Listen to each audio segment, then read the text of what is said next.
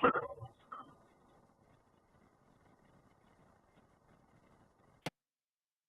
like to call to order the City Council meeting for March 25th, 2025. The time is now 7 o'clock p.m. We will start with the Pledge of Allegiance, followed by a moment of silent meditation.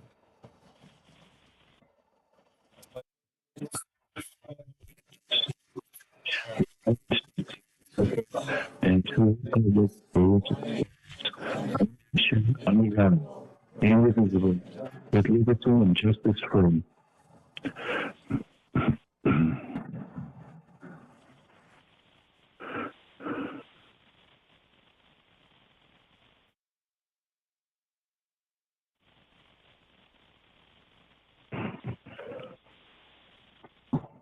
Okay, the first item is roll call.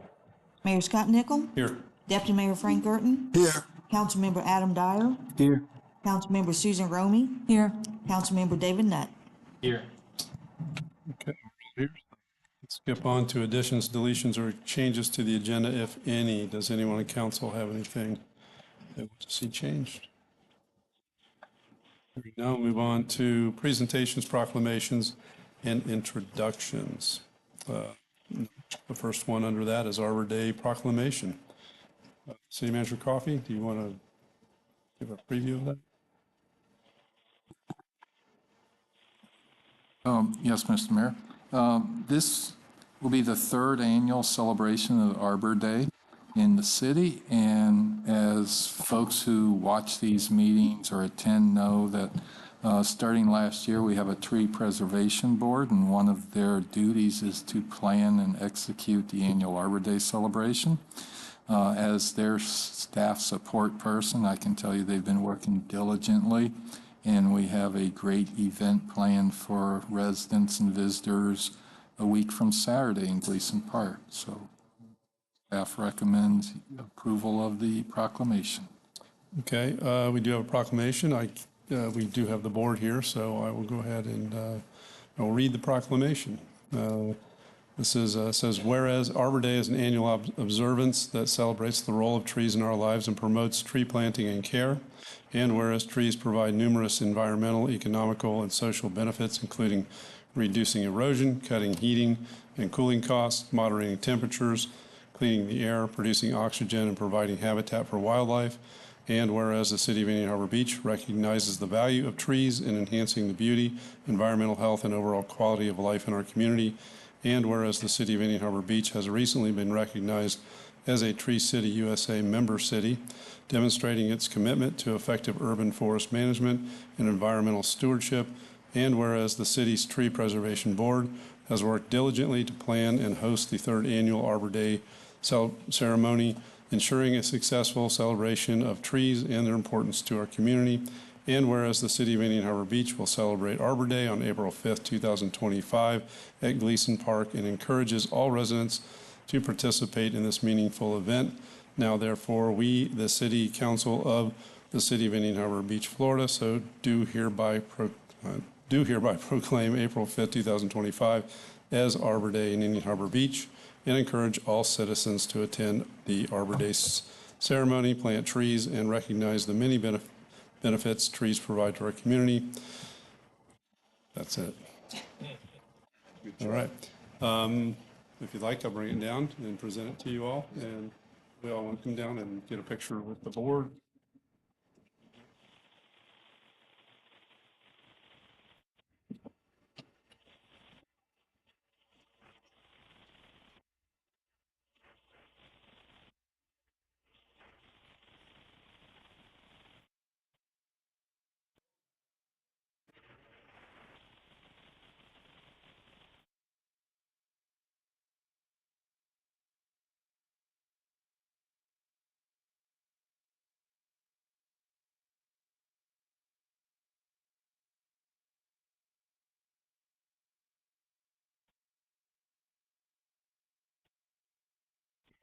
To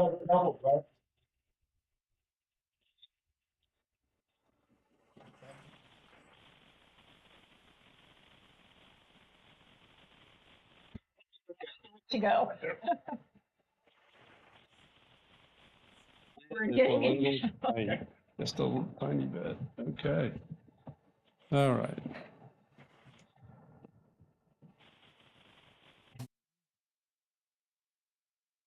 All right, moving on to approval of minutes from the regular council meeting of March 11th, 2025. Entertain a motion. Make a motion to approve the minutes. Second. Okay. I have a motion by Councilmember Dyer, a second by Deputy Mayor Gerton. All those in favor signify by saying aye. Aye. Aye. Those opposed, same sign.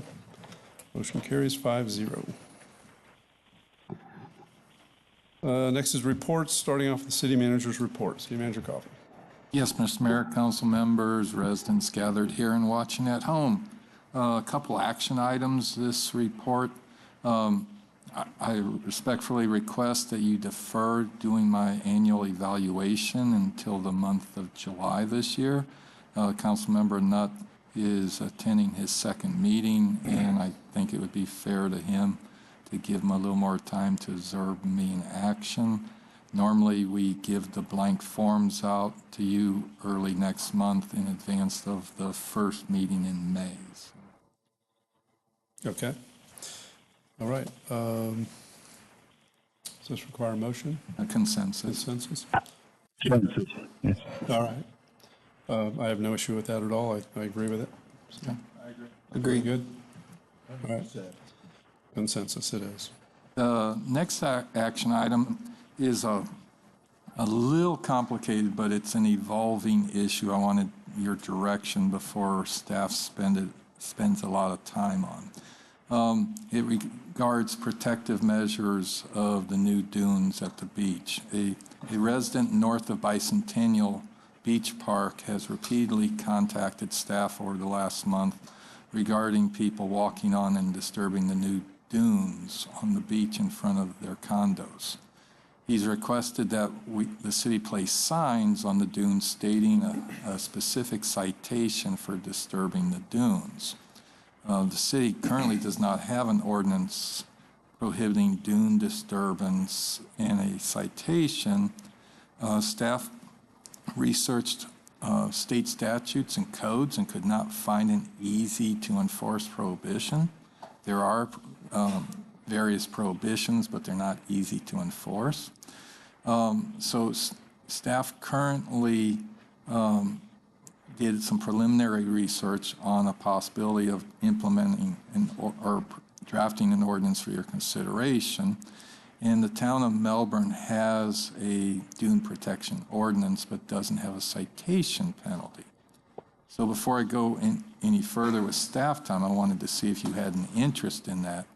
Additionally, through our research of state statutes and codes, we had an on-site meeting with a DEP representative last week who stated placing small wooden signs that say do not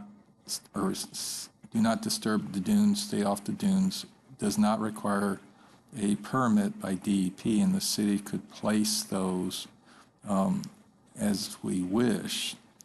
And second, she suggested possibly placing 1-by-1 wooden stakes with survey tape along the edges of the dunes. Today, I got an email from this person who said various agencies up in Tallahassee don't like the survey tape, which is a rather flimsy, brittle substance that the sun can erode, and said if we were interested in doing that, possibly using a rope. Considering we have well over a mile of new dunes and not knowing adjacent property owners' interest or disinterest in having such a barrier, I wanted to get your input. The last thing I'll say is DEP informed me today if we did get the temporary permit, there would be requirements to inspect the rope line daily.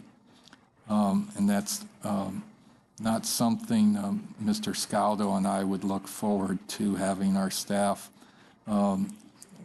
visit the entire length of the beach. So with that, I wanted to get your direction. A, do you want us to continue drafting an ordinance prohibiting disturbing the dunes with a possible citation? And do you have any interest in us placing signs or this rope barrier along parts of the dunes? Okay. I'll go first, I guess. Yeah, I'm in favor of it. I'd like to see signs placed at least along the dune line. This is something I've seen over and over and over again at the beach. And there's nothing there to tell anybody not to be on the dunes, so kids are naturally going to do what kids do, and they're going to climb up on the dunes. And, all that does is disrupt vegetation once it eventually grows there. So I think we're protecting something that's an asset of ours, so to speak. So I think the small signs make sense along our beach frontage. And the rope is problematic from the standpoint of, daily inspections is not realistic. See that as being a realistic thing, but that's my. Frank? I was wondering, has our dunes changed some to cause this behavior? Because I don't know if we've ever had a complaint before. They've designed the dunes now. Right.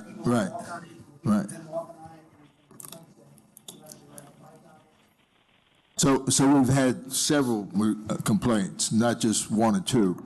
So now, just to be clear, we're talking about basically the bluff line that is up where you would typically think that the property owner's property begins. It actually begins at the mean high water line, but. Because of vegetation there. Right. Okay. So I just want to make sure we're clear. Yeah, I was just wondering because this is the first time I've ever heard somebody complain about it, and rightfully so. But I'm for, the least work that we have to provide for our city, okay, and still get the message across, okay? So I would be in favor of signs. Ropes, forget about it. But I've been, signs throughout, just proportionally. And also, I don't know what to go ahead and say after that. And, if somebody's down at the beach or something like that, and you see some action like that, it's part of the city, nicely, go ahead and educate our people up there. And we need to get the info into the beach, our monthly newsletter, that type of thing, and educate our people. Our people are educated, and they'll go ahead and follow once they know, what's in store. Nobody wants to mess up the dunes, as far as I'm concerned. It may not be, I'm not saying it can't be, but it may not be as much the local visitors to the beach as opposed to folks from That's other true. areas coming in. We really don't know. So, yeah, I agree with trying to educate people. Yeah. But there will be a limit to what. Well, we can with Beachcaster. That's what I'm talking about. All right. Councilmember Nutt? Agreement with the mayor, we need to have something on ordinance with station.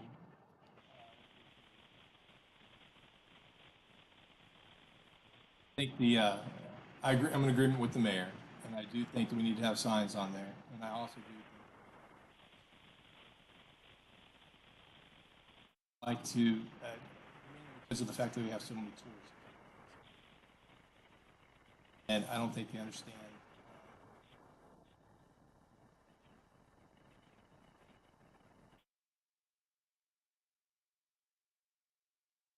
Our residents are very well educated when it comes to burden. It's our best.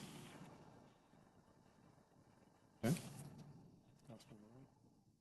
Well, to be honest, I might have seen some unruly children surfing down the dunes, not understanding that they shouldn't be doing that.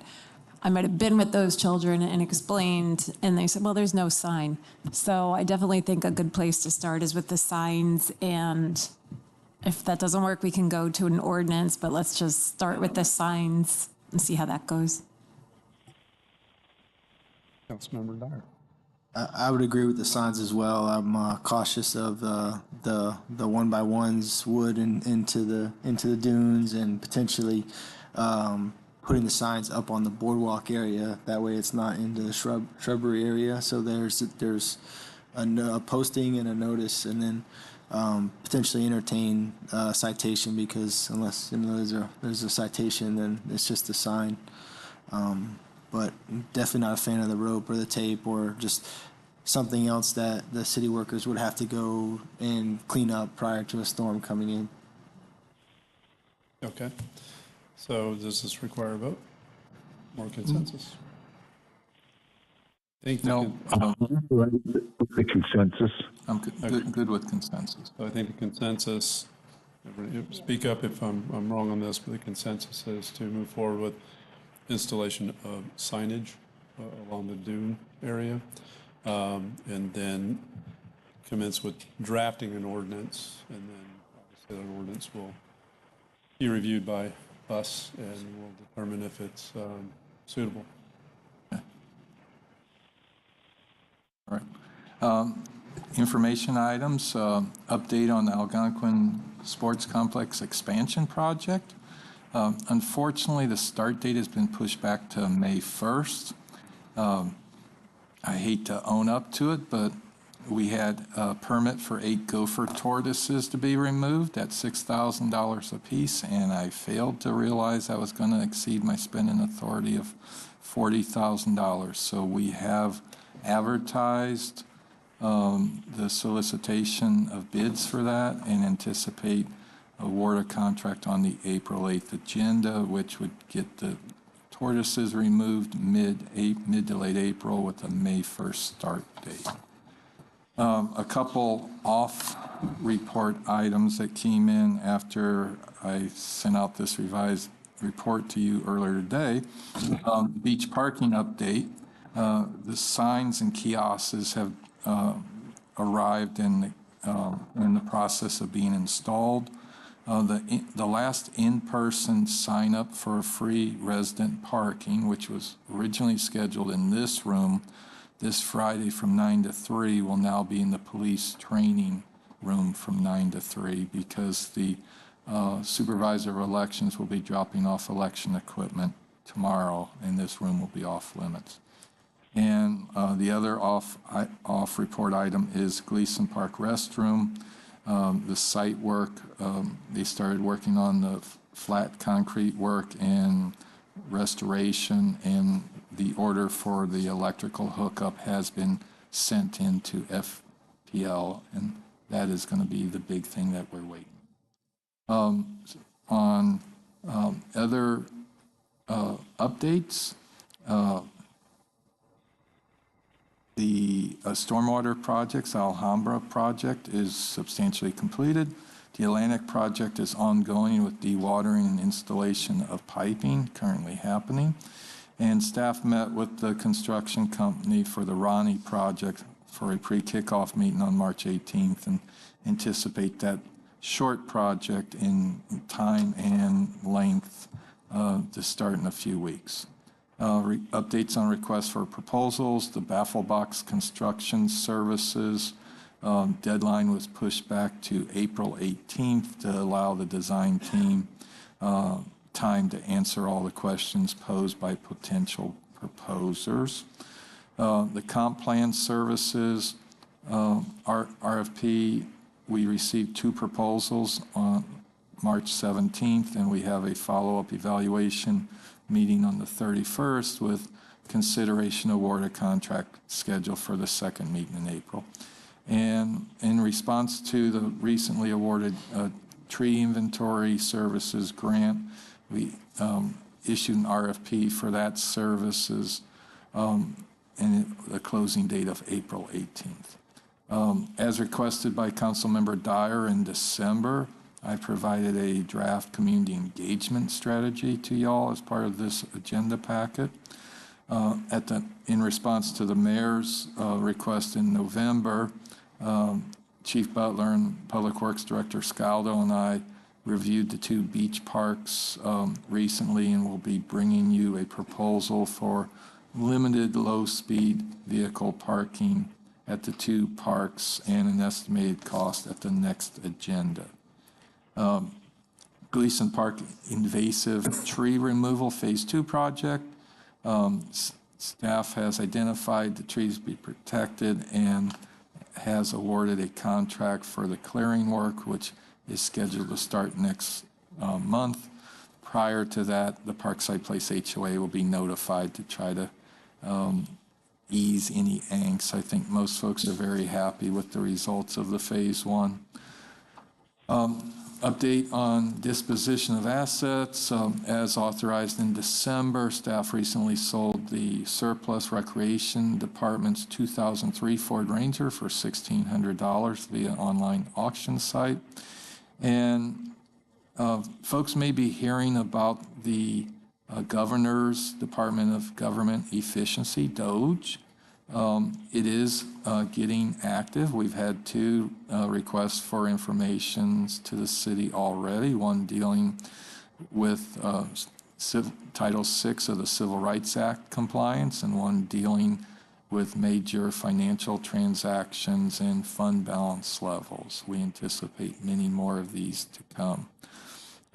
As required by the city charter, the end of February revenue and expenditures report are attached.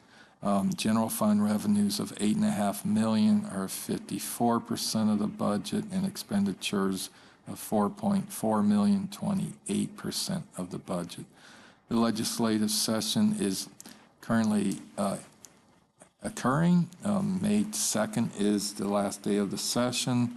The tracker is at your desk and was emailed out to you. Items currently scheduled for the next regular council meeting include another proclamation, planning and zoning board appointment, the Gopher Tortoise removal of contract, the rec center bathhouse renovations award of contract, and the low-speed vehicle parking recommendations. A lot of meetings coming up, and I'll just remind everybody, Arbor Day is Saturday 5th, starting at 10 a.m. in Gleason Park. That concludes my report, Mr. Mayor. Okay, thank you. Next, the city attorney's report. Carl, do you have anything for us? I was hoping to have a report regarding Form 6, but as of today, it's still status quo with the temporary injunction issued by the federal court still in place, and the state case is basically in limbo. So my update is that there is no update at this point. Okay, thank you for the update. That's it. Yes, sir. So as it is now, we just worry about filing Form 1? Okay. Next is the city council comment, starting with Deputy Mayor Gerton. The only thing I would have to comment on is this morning's presentation. I'm going to leave this up to you, Mayor, since basically all of us were there. Okay. Yes, we attended a meeting today with the Governor DeSantis, and he announced funding for a multitude of projects that will benefit the Indian River Lagoon. I forget what the exact dollar amount is. It was nice. $390 million, something along those lines. Very nice. It's a substantial infusion of money, and he continues to do that, which I think all of us appreciate him doing so. But it was very well done. He's a very good speaker, whether you're a fan of his or not. He's a good speaker, and it was pretty informative. So, yeah, it was a good event to go to. I would add to that, it was really well attended because we had people from Cape Canaveral down to, Sebastian, Martin County, or even down south. I sat next to somebody down there, so it was really well attended. Okay. So all for your comments, we have No, Susan, was nice to see Susan there. Adam, did I see you there? No, I didn't see you, but I saw my buddy over here. Some had to work, sorry. That's true. Councilmember Knapp, you have any comments? No, I'm good. Okay. Councilmember Romy? Part of today that the governor mention, which I thought was great, was specifically $100 million in grants for the Indian River Lagoon protection, which I thought matched up perfectly to the cleaning stations we're going to have at Millennium and Bicentennial, just keeping the water clean, keeping the plastic out. I know he's dealing with the nutrients, but I thought it just all tied together. Additionally, this week, I think each of us, or last week, met with Waste Management, and just looking at what they're proposing, I thought was fantastic, and also going to contribute to making our environment more healthy. They're going to increase, or they're hoping to increase recycling throughout the city. There's going to be scheduled weekly bulk yard waste, and this is all at no cost. So I felt like today just everything was coming together to keep Indian Harbor healthy, sustainable, happy. So good things all around. Councilmember Dyer. No comment. All right, we'll move on to public comments on agenda items only. If anyone wishes to speak on something that's an agenda item, please come up, state your name and address, and you'll have 3 minutes. All right. Seeing none, hearing none, move on to new business. So item number 4 is BlueSky presentation and authorization to engage services in the future. This is to consider receiving a presentation from Morgan Jordan, Regional Business Development Manager of BlueSky Restoration, and authorize staff to engage their services for future emergencies. Coffee. Yes, Mr. Mayor. Ms. Jordan's in the audience, and she's prepared to give you a brief presentation. The city has been a part of the Pidgeot family for the last 2 years, and while we've been fortunate not to have a lot of insurance claims, the staff is very happy with their portfolio of services, of seminars, education opportunities, training opportunities. And I became aware of BlueSky late last year at one of their training events, and it seems a good fit for a small city like ours. So, Morgan, come on up.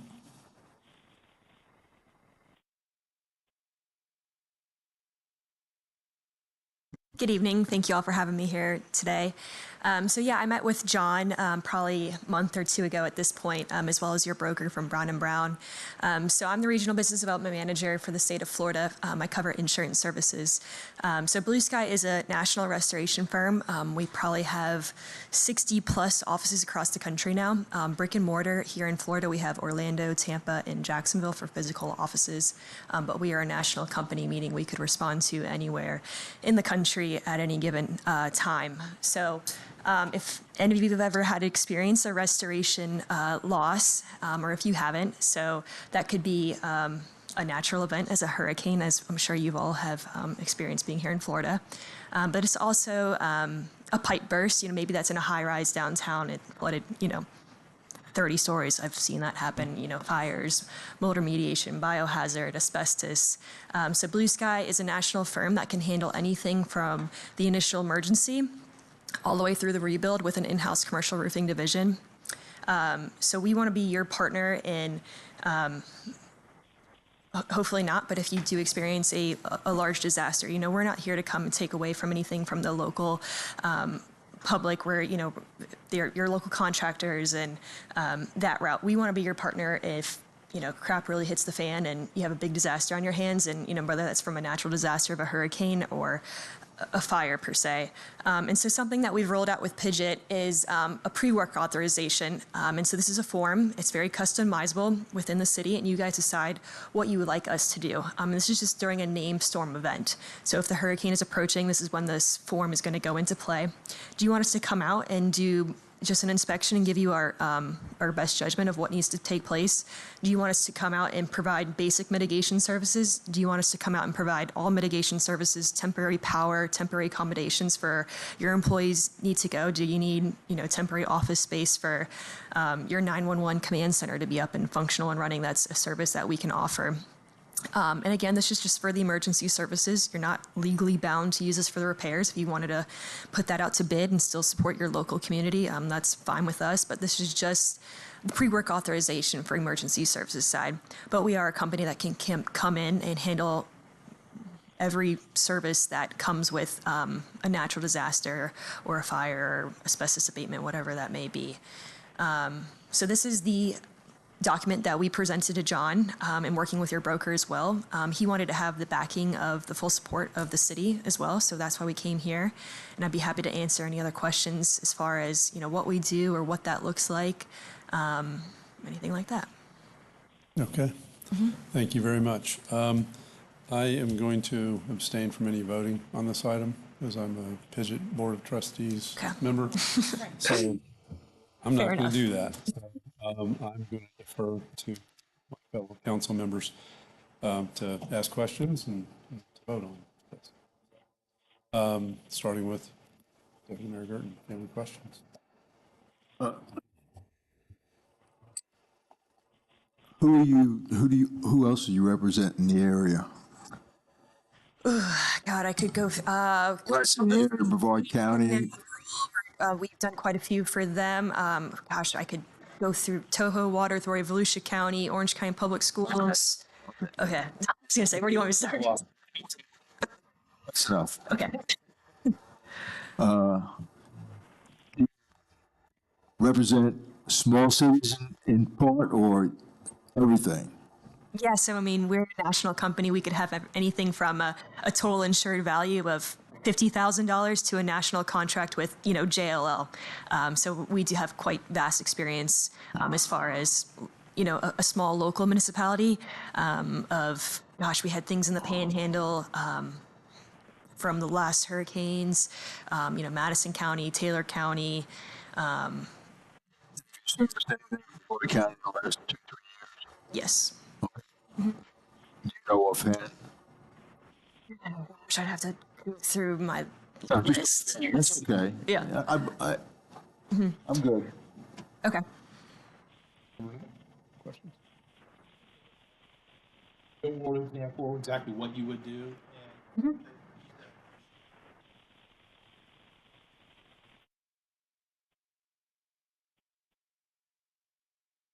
Sure. So we've been working with tons of Pidgeot. This past hurricane season, through the 3 storms, we had over 100 claims of Pidgeot members alone. So each time there was a loss, I would count that as a claim. So you're understanding what I'm saying. So that looks like we come in, and this could be a wind event, which we had different experiences through the last hurricane season. So that was placing temporary roofs on commercial buildings to make sure there's not secondhand damage occurring. We want to minimize the damage right then and there. For Hurricane Milton, that was more of a flood event where we do the city of Punta Gorda. That's another Pidgeot member. So we're coming in there and doing the emergency response of they had muck basically just filling their buildings of mud water and seawater. So as soon as the water receded, we're in there starting initial emergency response of moving contaminated wet building materials, because at that point the floodwater is category 3, and so you're going to have other secondhand damage you want to prevent of the contaminants that could lead to mold. So we're coming in, setting up drying equipment, that's air movers, dehumidifiers, that is removing the contaminated building materials, porous materials, and then doing the rebuild of drywall, whatever we put back to pre-loss condition. do you have any type of pre-mitigation over hurricanes coming? How fast of a response do you have? So pre-mitigation stuff, I mean, we can give our best judgment, moving things off the ground, if we think this is going to be a flood event, but pre-mitigation, that is really going to be the city kind of handling that internally. And then I know there's, consultants that handle just pre-mitigation loss. I think that's actually a service that Pidgeot offers. But response time, so when we know a named storm is approaching the state, we are staged throughout the state. We are not in the direct path. We have 32 semi-trucks around the country. We don't want to put our semi-truck in a, direct impact zone. Again, we're only as good as, if we don't have any equipment or people, we're no good to you guys. So we are specifically staged regionally around where that impact zone is going to be. And then as soon as the storm passes and is safe for our employees too, we are in the zone. Yeah, so as far as an exact time, that's hard for me to give. I mean, it could be a few hours. There's times where we have chainsaws in our trucks because we can't get through the roads because there's trees down everywhere. But we are strategically staged throughout the state when we know a storm is approaching.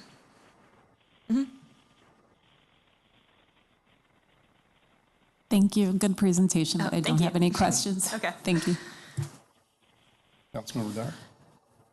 So pretty much the benefit would be expedite the facilities restoration, right? Getting things back up and running quickly, right? Yep, exactly. And with this pre-work authorization we're rolling out, this kind of gives you guys the comfort of knowing that in these large national events, it is common that restoration companies run out of manpower and equipment. So with this pre-work authorization, we allocate personnel and equipment to Indian Harbor as soon as you guys are signed up. It's just one of the services we offer. You get put in a priority response time because there will be large national CAT events where you'll start calling restoration firms and you'll be put on a waiting list. So as far as that, like, how do you guys prioritize? Is it like, your clients that are directly in the path and then you work out from there, or? Yeah, so being a PIDGET member, you're already a priority. If you have a pre-work authorization with those last storms, for example, we pre-assign project directors per member that signed up. And so as soon as the storm passed, they were literally trailing the storm, driving to your assets. And there's no cost associated with the pre-work authorization either. There is other restoration firms that will have, a $20,000 retainer fee, or to use an example. You guys use local assets for any of the work? As far as you, like, local assets as you can, like, if you construction. Yeah, so we are a certified general contractor, but as far as MEPs, yeah, we definitely look in the local area to mechanical, electrical, plumbing to kind of have that backing too. Yeah, I'm pretty interested in further negotiations, but as far as the scope, I'm sure we'd have to have further updates on that. Mr. Mayor, if I could add. Yes. One of the things we talked with Morgan about is, as the folks here know, we don't have an emergency backup generator for our recreation center, which could be a large comfort building for folks without power for extended periods of time. BlueSky has the ability to bring in a generator for that need that isn't so much restoration, but to aid our city in recovery. Folks who've been deputy mayor and the mayor know that a couple years ago we lost all our beach accesses, and we struggled to get in line following our procurement rules to get those contracts in place and get the work done. BlueSky gives us the ability to cut through all that, quote, red tape and get up and running real quick and not have to look for a mediation vendor and then a contractor to rebuild, this building, for example. If we had the roof loss and flooding in the building, we need to stop the mold, dry the building, and rebuild it. BlueSky can handle all that without us going through multiple advertisements and procurement processes. Exactly. Okay. Carl, is this something that we can do on consensus? Well, will there be a contract that will be presented by them for us to review? I haven't seen any in the agenda, but so if there's a contract, then we probably need to vote on it. It's not an actual contract yet, is that correct? It's just It's a per event pre-authorization. Okay. And with the way some of our events have come up, I'm not sure we would have the ability to put the pre-authorization form in front of y'all. Okay. Make a motion. We'll do that. Quick question, real quick. There's no fee for the pre-authorization stuff, correct? Correct. One of the nice things about BlueSky is they bill directly to our insurance company. And so, we're responsible for our deductible and stuff, but it eliminates that aspect of the fix and repair of it all goes through Pidgeot. We'll be working with Ingle Martin, Brown and Brown, and the carriers involved through this whole process. Is what we do for the average insurance claim. Basically, it's this one stop. Exactly. Yeah, we have the resources and outfit to handle everything. If you have one building that maybe is a fairly small loss and you want to give it to your local community, it's fine with us. Yep. Everything from municipal emergency, the rebuild, commercial roofing, temp power, all that. And the one thing I just had, Mr. Mayor, I'm sorry I keep interrupting, but with our new members on the board, I think all of you know me that I keep you informed, and I would be communicating with each of you privately and not just surprise you that I signed the pre-authorization form. So it's not a very transparent process as the storm is cranking up quickly, but please take comfort. This is something I'm not going to do in a vacuum without talking to each of you. Okay. All right, so we'll do this with a motion. So I would entertain a motion. I make a motion to authorize the city manager, John Coffey, to use BlueSky Restoration in the future when in the interest of the city. Second. A motion by Councilmember Romy, second by Councilmember Dyer. All those in favor signify by saying aye. Aye. All those opposed, same sign. Motion carries 4-0 with me abstaining. Thank you, guys. Thank you. All right, item number 5, award of contract for construction services for capacity improvements to the Yuma Drive and Osceola Drive East sidewalks. This is to consider awarding contract not to exceed $385,435 to Adrian Turnball Construction, Inc. for the transportation capacity improvement projects to the Yuma Drive and Osceola Drive East sidewalks. City Manager Coffey. Yes, Mr. Mayor. For folks watching this at home, the City Council was provided a revised agenda item this morning. The FY25 budget contains $370,000 for 2 transportation capacity improvement projects of increasing the width of the Osceola Drive East Side sidewalk and the Yuma Drive East Side sidewalks.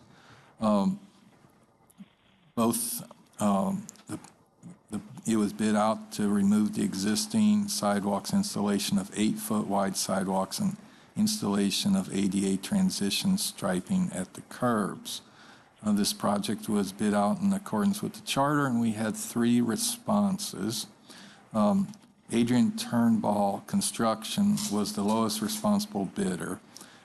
In reviewing their proposals, I contacted them to make sure that their bid would be good for about 3 months out, because Brevard County collects and holds our transportation impact fee receipts.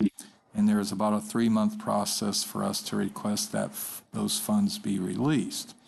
Turnball Construction came back with a $3,700 increase with anticipated increase in construction, bringing their new bid up to $385,135.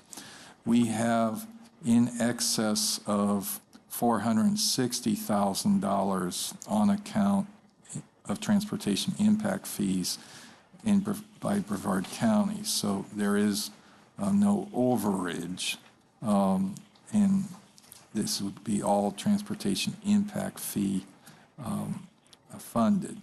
If the City Council approves award of contract tonight, I will draft a contract that calls out that if for some chance, very slim chance, we don't get the transportation impact fee money, the city has the right to cancel the project. Public Works staff has notified adjacent property owners of this pending project and discussed any concerns a few of them had. So therefore, staff recommends City Council award a contract not to exceed $390,000 to Adrian Turnbull Construction, Inc. for transportation capacity improvement projects to Yuma Drive and Osceola Drive East sidewalks. Okay, thank you. Anyone in council have any questions?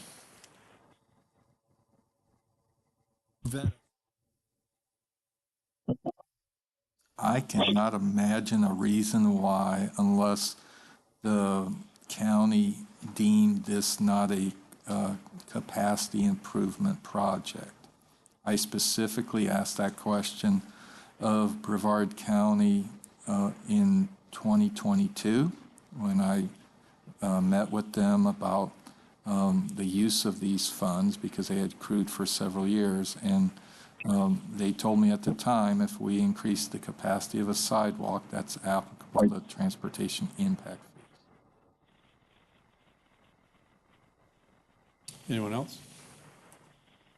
All right. Hearing none, I would entertain a motion. Motion to approve contract not to exceed $390,000 to Adrian Turnbull Construction for the transportation capacity improvement projects to the Yuma Drive and Osceola Drive East sidewalks. Second. A motion by Deputy Mayor Gerton, a second by Councilmember Nutt. All those in favor signify by saying aye. Aye. Those opposed, same sign. Motion carries 5-0. Item number 6, award of contract for resurfacing of the pool deck. This is to consider awarding a contract not to exceed $57,000 to Sun Surfaces of Orlando, Inc. for the resurfacing of the pool at the Recreation Center and authorize staff to transfer funding from the city manager's contingency account to cover the overage. City Manager Coffey. The FY25 approved budget contains $50,000 to resurface the pool deck. Staff advertised the project in accordance with the city charter. We received multiple bids. All but 2 of them did not follow the bidding instructions, so they're not included in this agenda packet. We received 2 compliant bids, one from Sun Surfaces of Orlando and one from Concrete Craft of the Space and First Coast.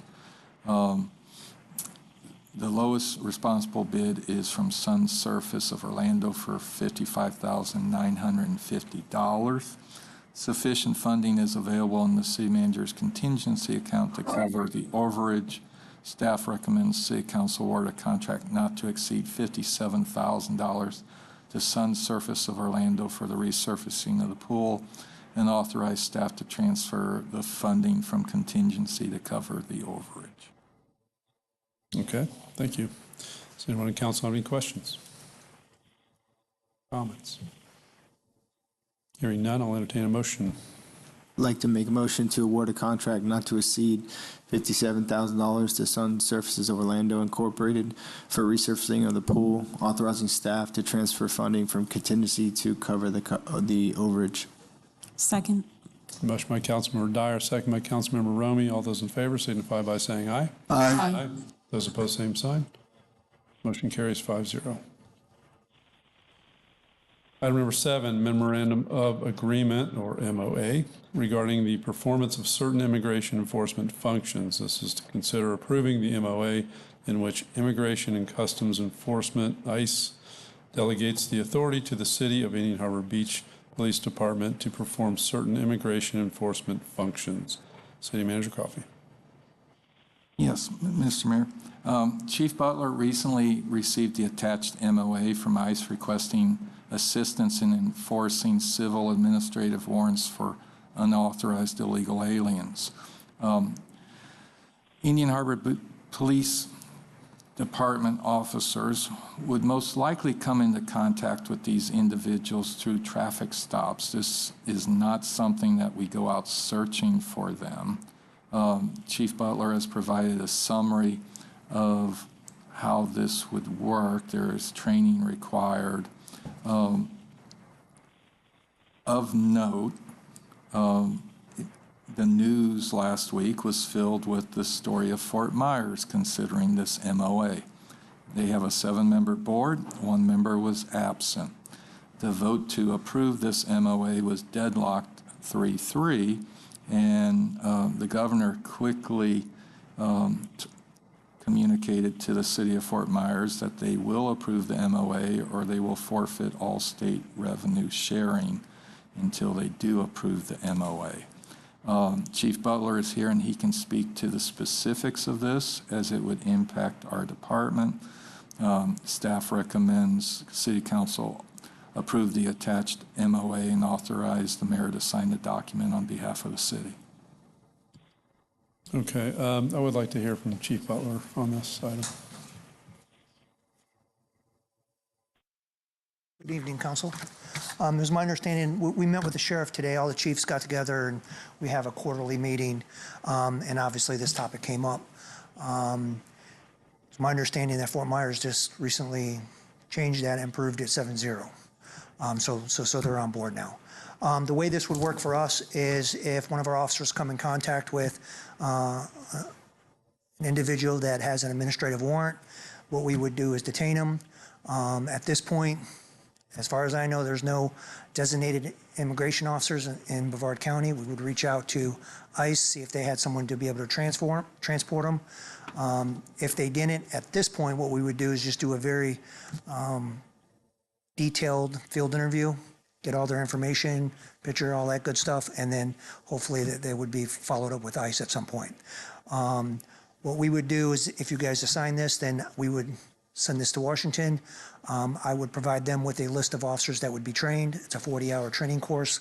Once they complete and pass that course, once they become certified through Department of Homeland Security, those officers would become designated immigration officers, and they would only be able to do certain things. And what that would mean is that if we came in contact with somebody that had administrative warrant, we'd be able to hold them, detain them, and then transport them to where they need to be transported to. Right now, as of today, the closest location is Orange County.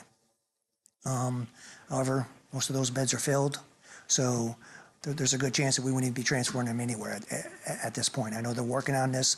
This is still a work in progress. They're trying to work out all the details. The first step is trying to get all the law enforcement agencies, the cities, to sign this MOU. Okay. Does anyone have questions for our chief? I see that the MOA states that the law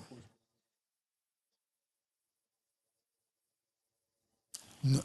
So it's the cost associated with the.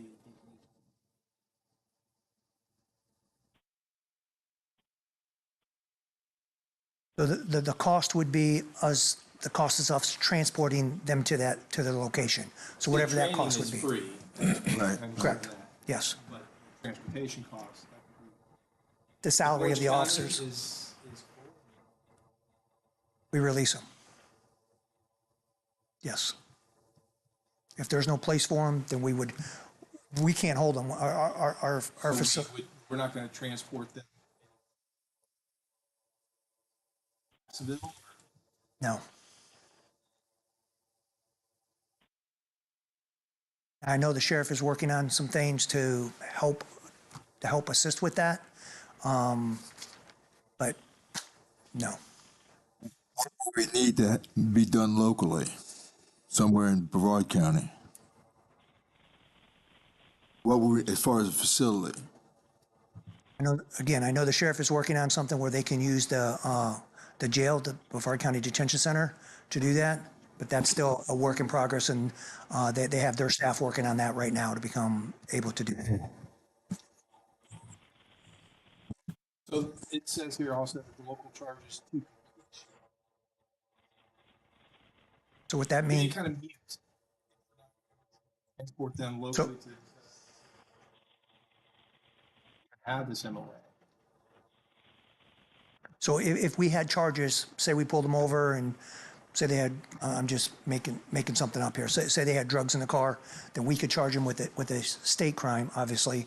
We would transport them to the Brevard County Jail, and then that matter would have to be all worked itself out through the state attorney's office and prosecution, all that good stuff, and then the civil warrant they would deal with that after that.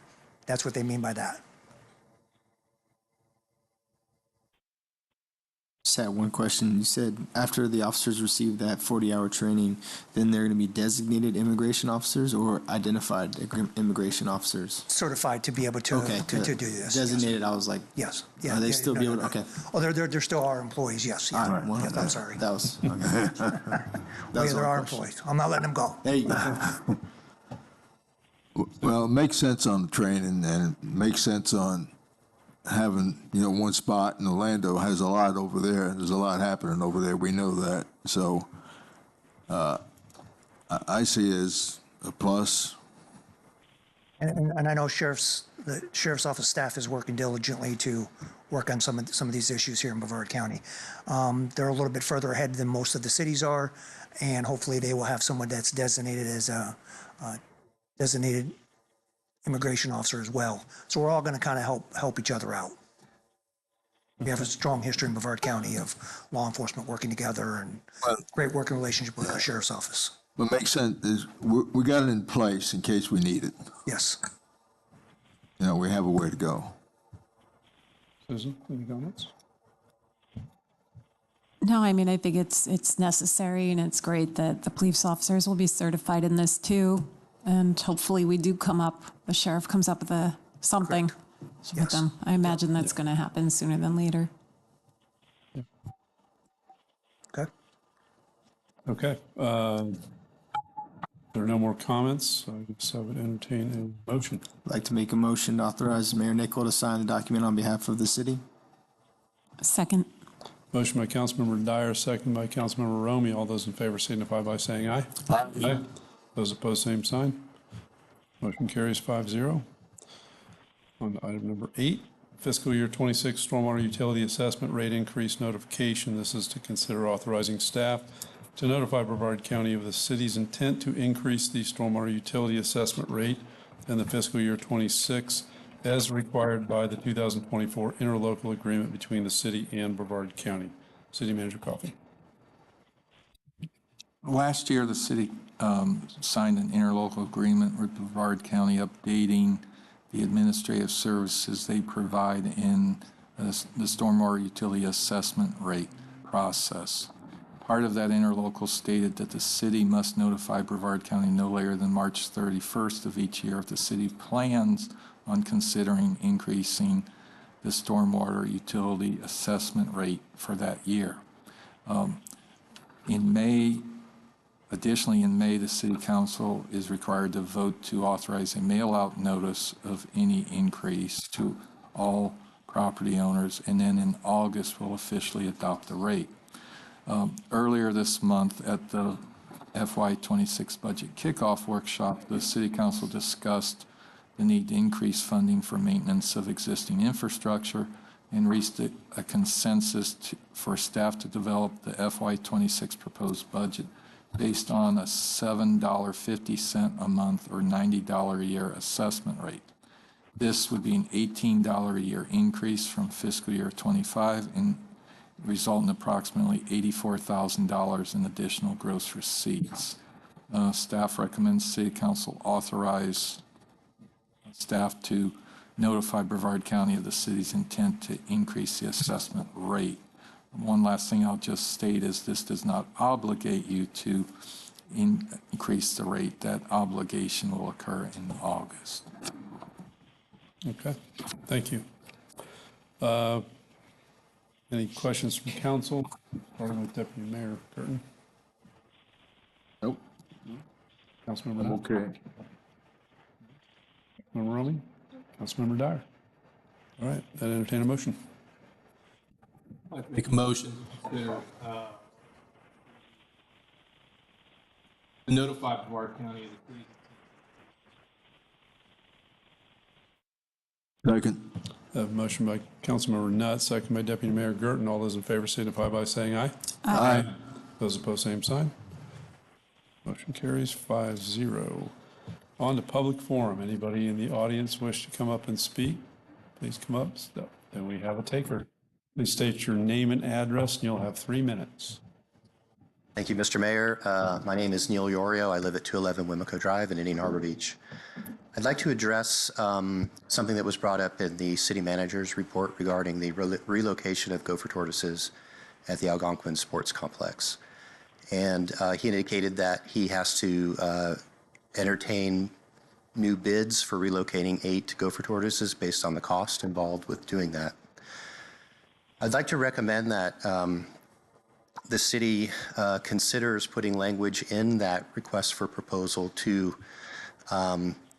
prioritize alternatives to actually relocating the gopher tortoises away from the property, or at least maintain them at other alternative locations within the city, rather than remotely move them across the river to a habitat that they don't normally inhabit. So Indian Harbor Beach has had gopher tortoises since before we were here. There are still some gopher tortoises around, a very few of them, and I think that the charm of a gopher tortoise that you see when you're walking around Gleason Park is something that I would like to see at the Algonquin Sports Complex. In addition, if an alternative is found other than relocating them outside of the city or a nearby area, that it would result in a significant cost savings, and that was something identified in the report as being $6,000 per gopher tortoise. That's just the recipient site. That's just the recipient site. That's not the gopher tortoise agent cost. So I believe that there would be some alternatives to be considered rather than just simply taking that one particular action. If the city council has not considered alternatives to relocating the gopher tortoises, I'd like to encourage you to do so. Thank you. Okay, thank you. John, can you check with, who did the permitting, John Shepherd? Atlantic. Atlantic, Yeah, John Shepherd. and we did check Gleason Park. Doesn't They're have sufficient. Doesn't have the capacity. Right, that's what I was afraid of. Yeah, it may be a permitting issue, but Can they be temporarily relocated and brought back, or is that? there's not. It's not done? Please check with John on that just to make doubly sure, but I don't believe that there's an option to do that. Not for that duration of time. You're talking about a very long time. And then when it's, the land's going to be completely altered from what it is now. I mean, I'm totally with you. I'd love to see them relocated here, and if there's any way we can do that, I'd love for us to keep them here.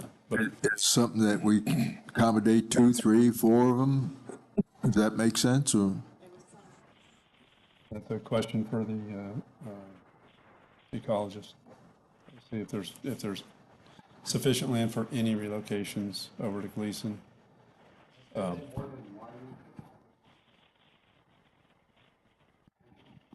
just think from a permitting standpoint, it's been Atlantic who's been the one that's.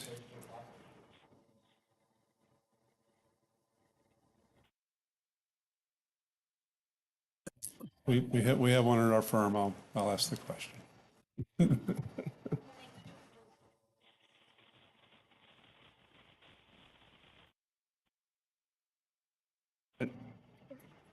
They're protected, right? Yeah. I don't think that's going to be a possibility, but again, I'm going to defer to experts on that. I know enough to be dangerous, but I'm not going to attempt to answer that question. That could be another question you could ask of Mr. Shepherd.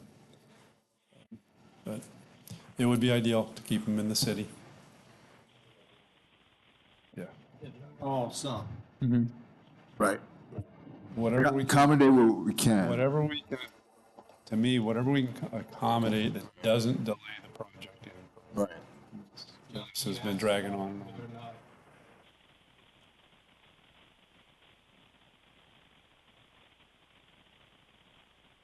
Oh, I can ask, and we can start to redo the assessment, but the contractor for Algonquin's already getting nervous about the price. So if we start delaying this project, the $4.4 million price tag's going to start going up.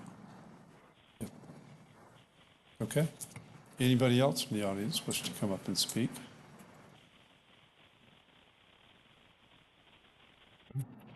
All right. Hearing none, I would entertain a motion to adjourn. Sorry. Did we talk about the community engagement strategy? Did I miss that? the draft, John?